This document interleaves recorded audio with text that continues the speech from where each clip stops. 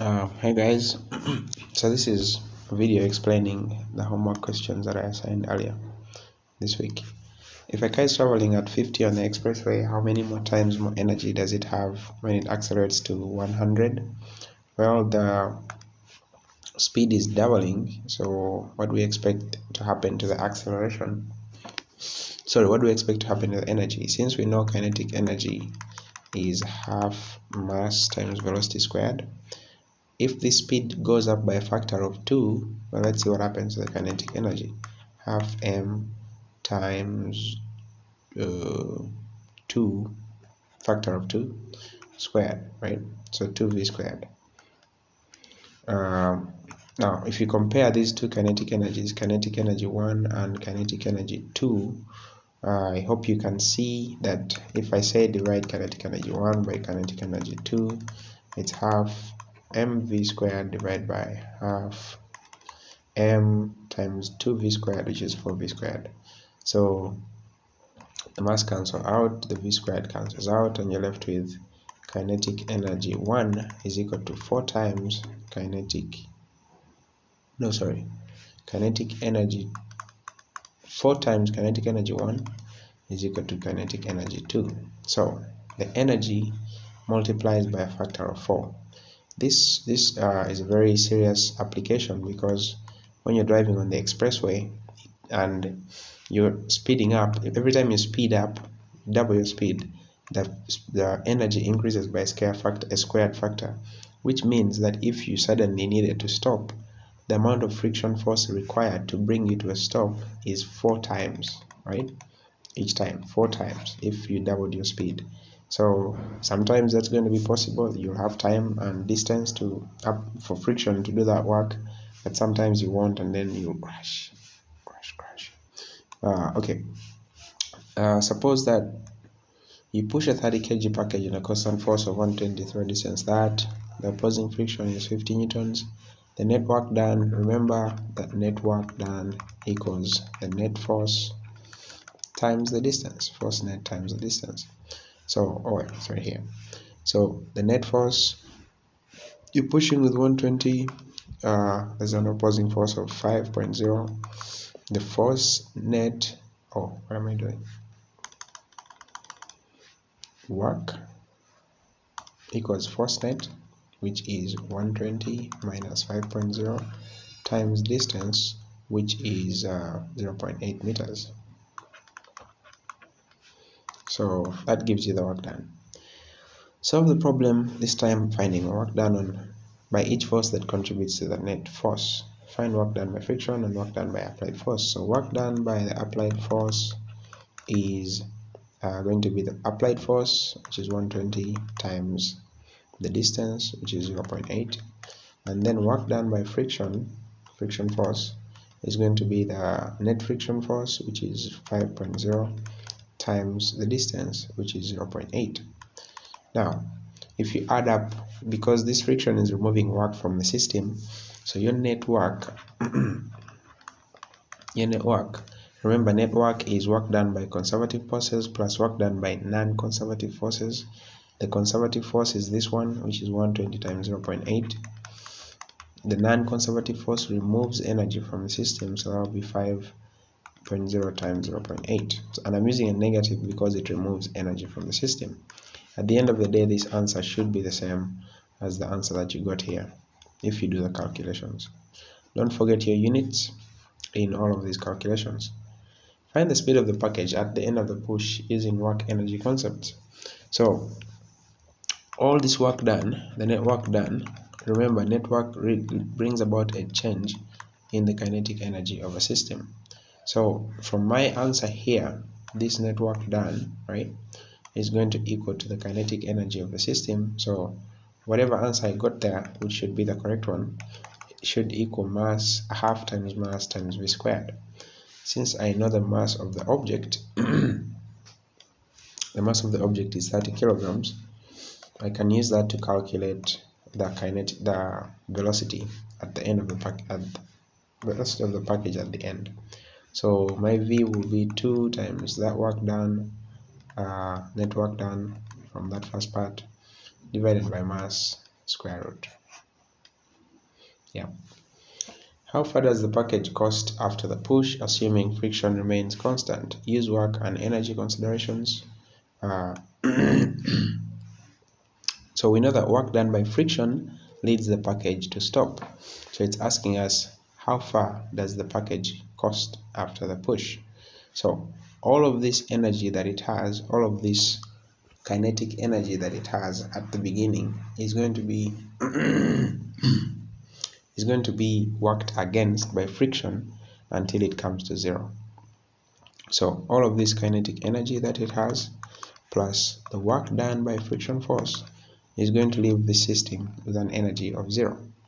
So that means that all of the kinetic energy, because work done by friction is removing energy from the system, all of this kinetic energy is going to be converted into work done by friction.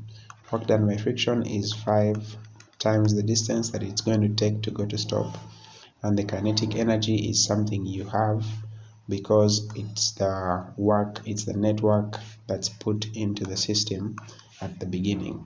So that same network is what you're using in this calculation. Sorry, I'm not working this out, but if you're still confused after this, then let me know. 3. What's the final speed of the roller coaster if it starts from rest at the top of a 20-meter hill and work done by friction is negligible? So before I start this one, I just want to point out that in this question, since this is the 25-meter mark and this is the top of the hill, it's clearly showing us that our reference point is this. This is where you have zero height, right? So this is the ground, zero height. Now I know that the initial mechanical energy of any system must equal to the final mechanical energy, because mechanical energy is conserved, because energy is conserved.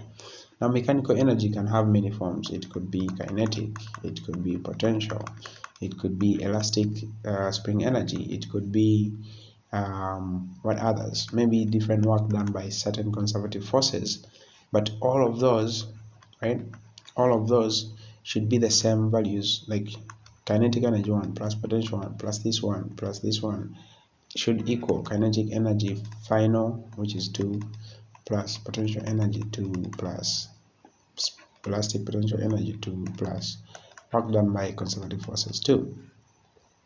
Now I'm just writing all of this for semantics, just to show you that for any system, all of these energies add up to give you the same thing in the initial and final state.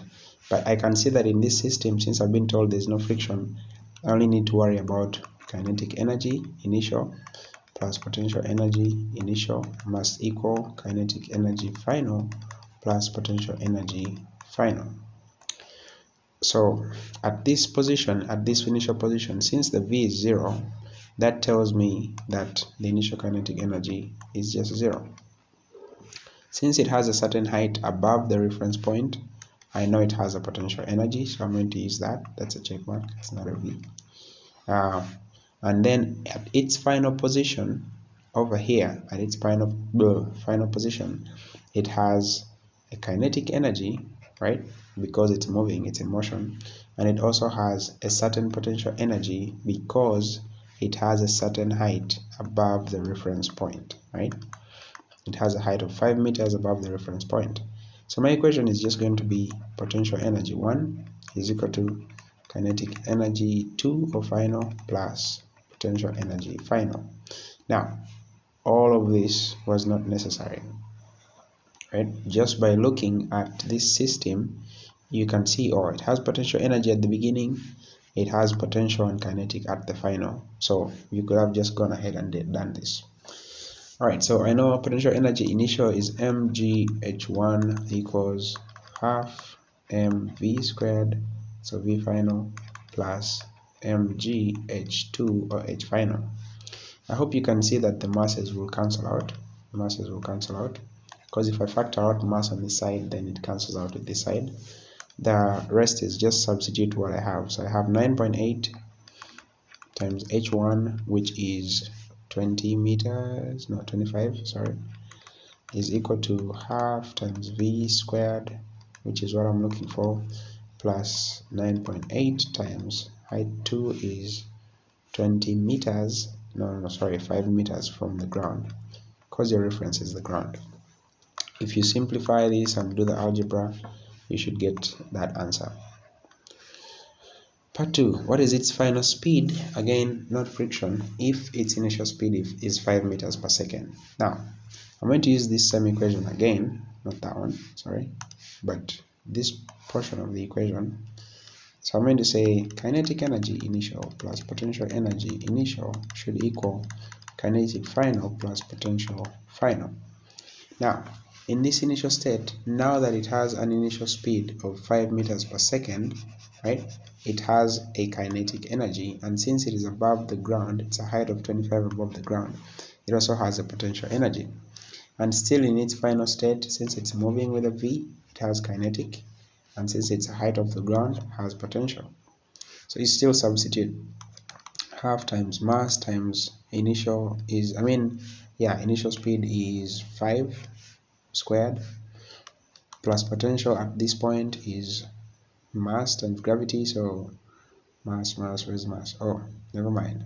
Mass times gravity, 9.8 times 25, right, is equal to half times mass times v squared. I'm looking for that v final, plus mass times 9.8 times that new height is 5. Still, I hope you can see that since m is common to each of the terms in this equation, m can cancel out. This equation has only one known, which is vf squared. If you do the algebra and solve for that unknown, you should find that v is equal to that answer that was given. And it makes sense that it's bigger, it's a little bit bigger than the initial answer, because now it has an initial speed. So that means there's more energy going into the system, right? There's more energy at the beginning. That means you should have a higher speed at the end. Hope that helps. All right, this one was an interesting one, and this was an AP exam question. I just pulled it out of the AP exam from more than 10 years ago, so I'm quite safe about using it on an external platform like Google Classroom. Anyways, where does it start? The block is 2 kilograms released from rest at the top of a curved incline, shape of a quarter of a radius, right? Now, as soon as you see this, before you read anything else, I know that since this is a curve, this is also the radius, right?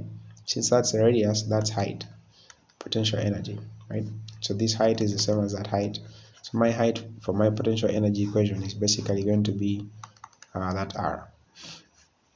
Okay, I also know that when it falls here, it has potential energy. So it has mgr at that position, it has potential energy. All of that potential energy is going to be converted into kinetic energy by the time it reaches this position, right? Since I see these rugged things, I bet they're going to tell me it's friction, and I'm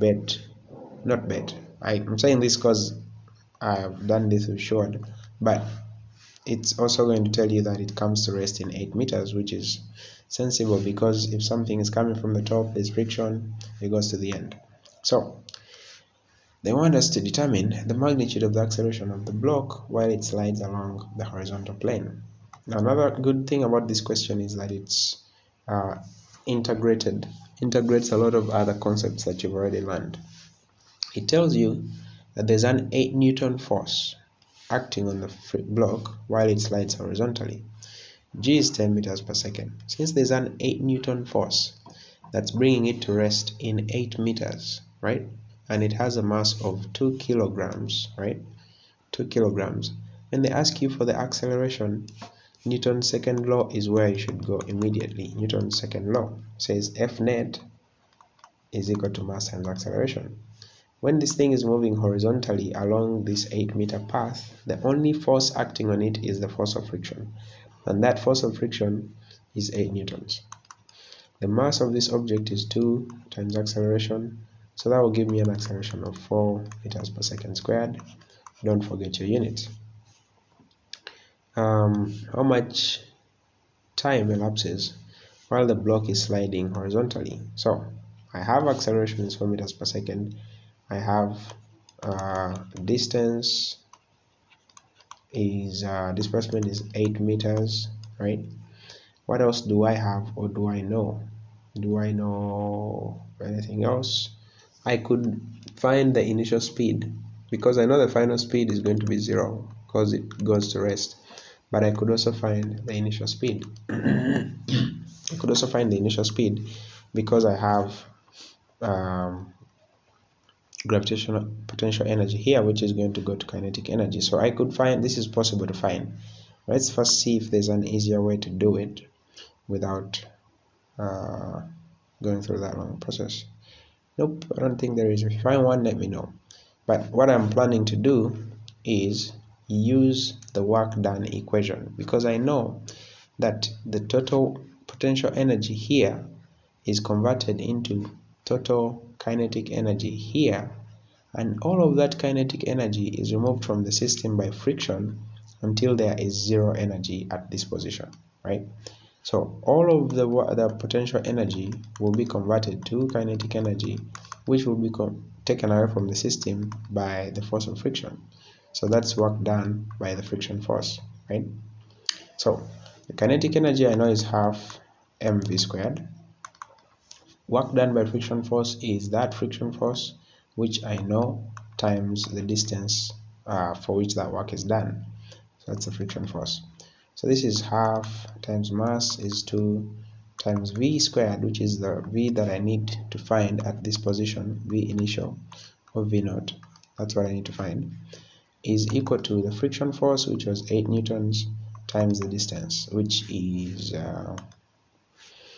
what's the distance? Friction force is 8 newtons, yes, distance is 8 meters. Okay, so half of 2 is just nothing, 1.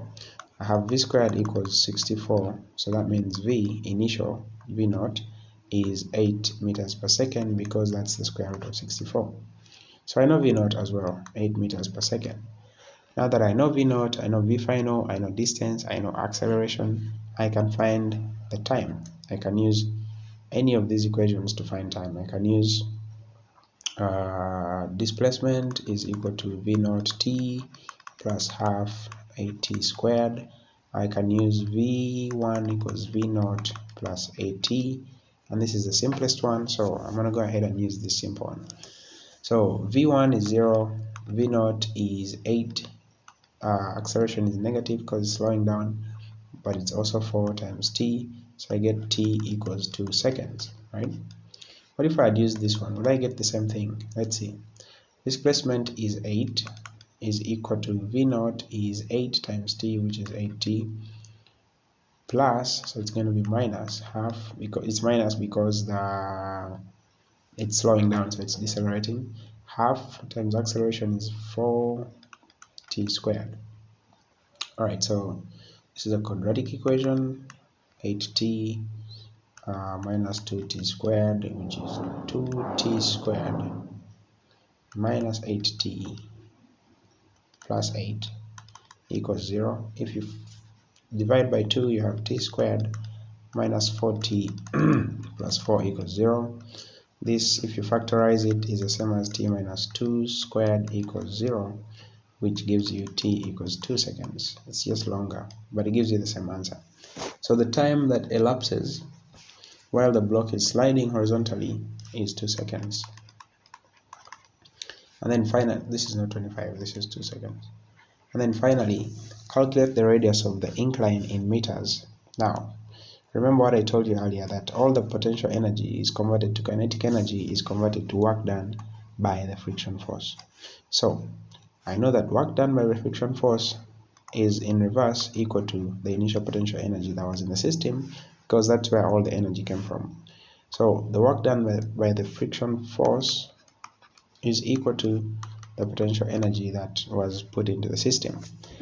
Potential energy is mass times gravity times the radius, because the radius is the height.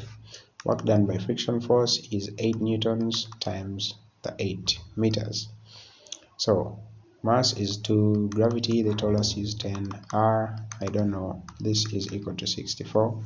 So r is 64 divided by 10, which is 6.4 meters. So that's how you do that one. If you have questions about that, let me know. Wait, how come I missed this question? How did I skip from...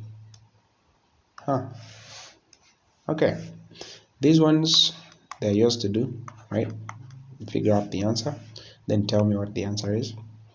This one we can, I think by now you should be able to solve the same way. This alternate path was just there to confuse you, or to not confuse you, but show you that it's also possible. Because would you rather go on this kind of path, the top path, or the alternate path? I think for maximum fun, you would all choose the bottom path. I would personally choose the top path. But anyways, and this is what happens. This is just to show you that all of this energy can be transformed different ways to give you this kind of exhilaration or fun, while literally not spending any more energy. The question that can be asked about this alternate path is, and it's a common one, what radius of the path is necessary for the object to complete the loop, or is necessary for the car to have just enough speed to complete the loop. I'll give you a question like that, but for this one, since you have the purple top path, how fast is it going to be before it starts up the slope? So right here, before it starts, how fast is it? Well, all of this potential energy, elastic, is converted into all of the kinetic energy at this point, right? So you just have half kx squared equals half mv squared. The halves cancel out. I know k is 250. I know delta x, or x, is 4 centimeters, so that's 0.04 squared equals mass, which is 0.1 times v squared. When you do this, it gives you the value of velocity. Part B, how fast is it going at the top of the slope? So up here, right? How fast is the car going? Let's see. It's the car I drew. How fast is it going? We know that all of the kinetic energy here, right?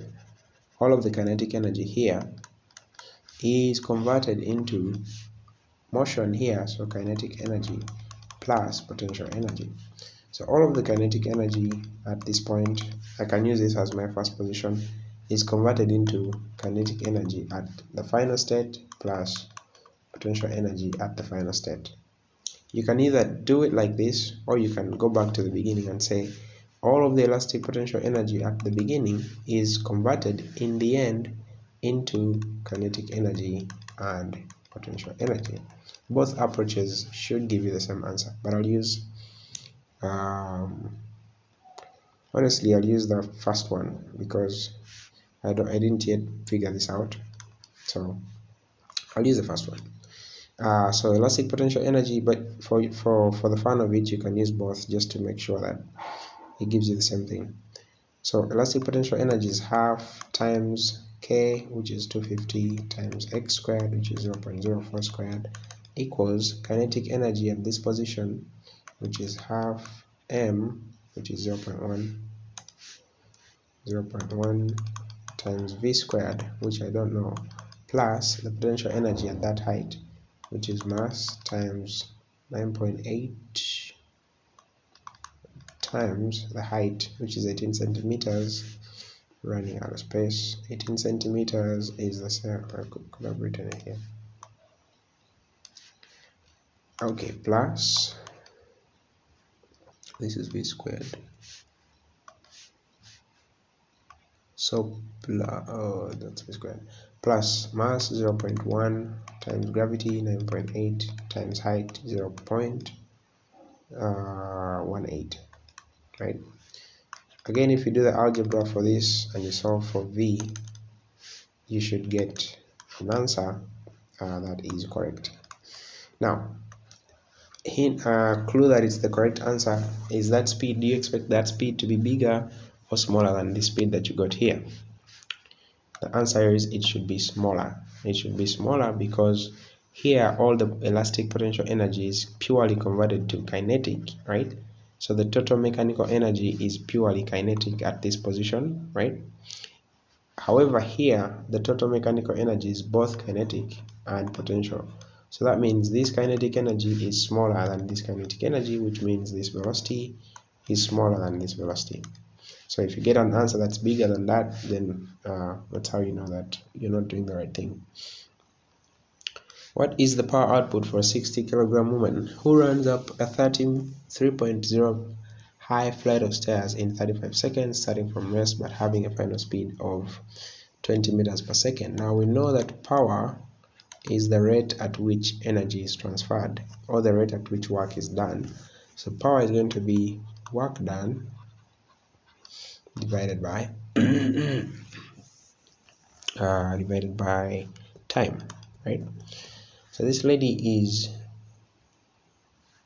has a power output, has a mass of 60 kilograms, runs up 3 flights of stairs in 3.5 seconds, starting from rest, but having a final speed of 2 meters per second. Okay, so what energy is being transferred, or what work is being done? Think about the energy being transferred in this case is at the end of her journey, right? She has gained potential energy of something, we can calculate it, but she also has a kinetic energy, right? So this energy has been gained or has been transferred, and we're trying to figure out in how long has that happened. So potential energy is going to be 60 times 9.8 times the height that she gains, which is 3.0, plus the kinetic energy she has is half times mass, 60 times 2 squared. All of that is happening in 3.5 seconds. So you calculate that and gives you her power rating. And remember, the units of power are watts. So that's how you do that. I hope this helps.